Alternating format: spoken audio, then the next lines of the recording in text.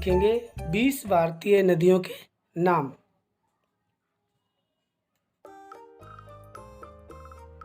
गंगा नदी, यमुना नदी, ब्रह्मपुत्र नदी, नर्मदा नदी,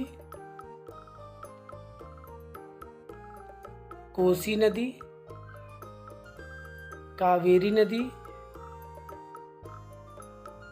शारदा नदी, चंबल नदी,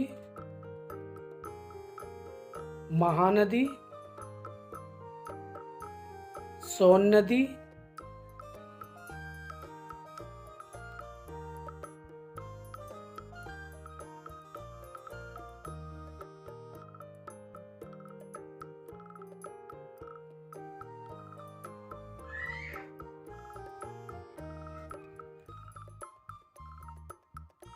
झेलम नदी, रावी नदी,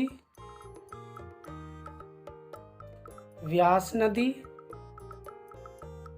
सतलज नदी, कृष्णा नदी, सरयू नदी, गोदावरी नदी, सिंधु नदी, गोमती नदी, ताप्ती नदी।